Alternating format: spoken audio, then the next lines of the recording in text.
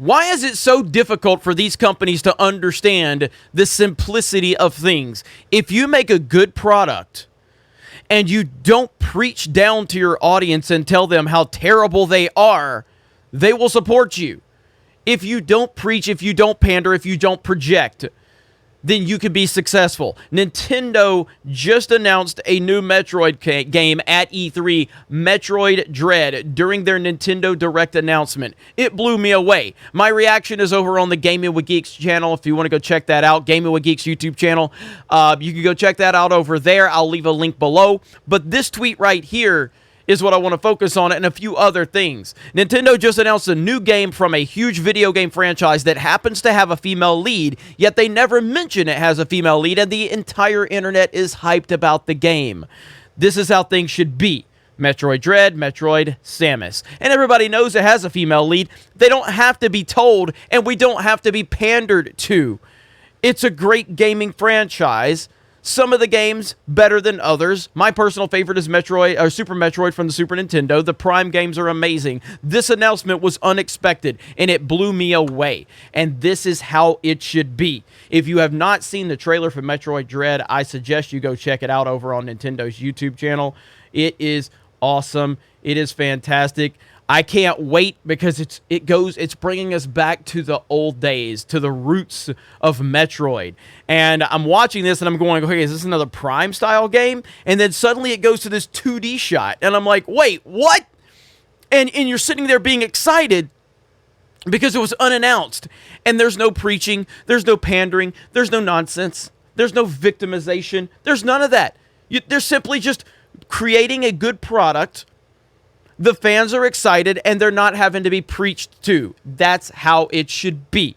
That's how it should always be. But no, they have to invent these fake victim cards and this fake narrative around it. Nintendo is doing it right. Look at that. Look at the gameplay. This looks incredible. I am so freaking excited right now. As a Nintendo fan, as a video game fan, I can't wait for this. And it's releasing this year. It's releasing this year.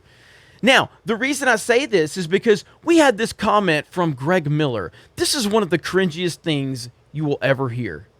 The gaming community needs to be better about building the community it's in. Yes. And I can't agree with that enough. If you know anything about Greg Miller and Kind of Funny, being better is a big part of what we always talk about. Is be better to each other and don't be a jerk. And I know right now, on our very own Twitch page right here, a bunch of people are being jerks. And everybody who's a good person, which is the majority of gamers, need to step up, ladies and gentlemen, and of course show that the positive outshines the negative. That's my rant. Goodbye on that one. That was your rant? That's what you call a rant right there? That's your rant. That everybody's a piece of shit and needs to be better, but the majority of everybody is great, but you're all pieces of garbage. These people are pathetic. The gaming community needs to be better about building the community it's in. Yes. And I can't agree with that enough. If you know anything about Greg Miller and Kind of Funny, being better is a big part of what we always talk about.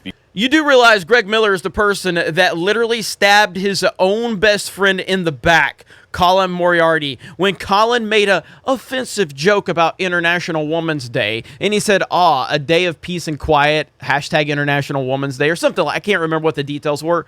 Greg Miller stabbed him in the back, wouldn't have his back publicly, yet he wants to sit here and preach to people about how they need to be better and be decent. This dude is pathetic. And this is what I'm talking about. We're so tired of the pandering. We're so tired of the nonsense. And here's Nintendo just, hey, here's an awesome product. And it happens to have a female lead in it. And guess what?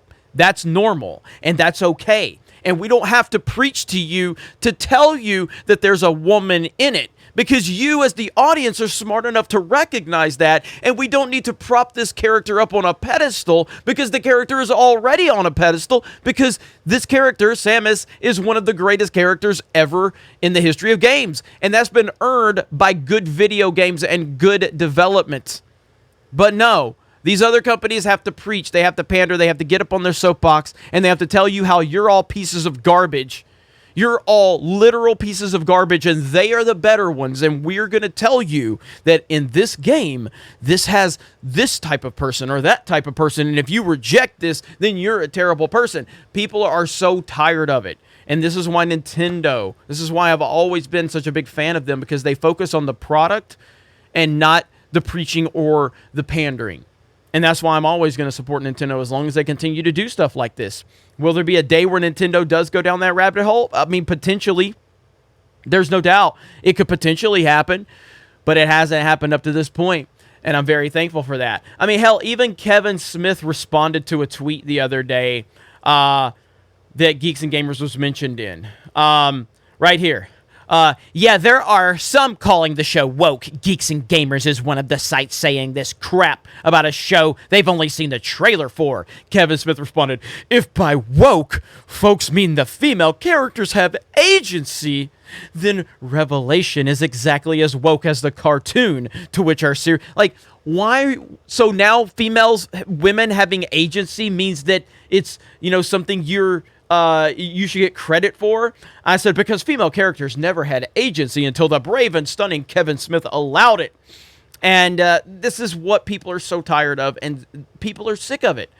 So thank you to Nintendo for giving us a video game that you just focus on the game and the character and not the identity politics of the character. We need more of this. This is why Nintendo continues to dominate the industry.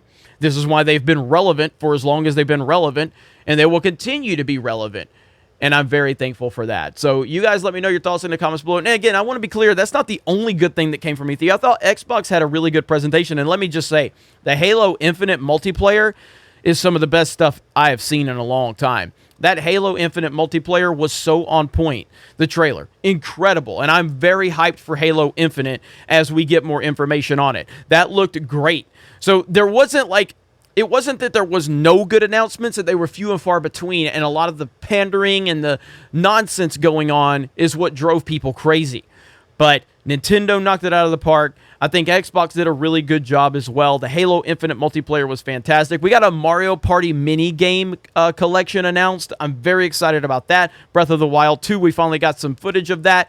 It looked really awesome.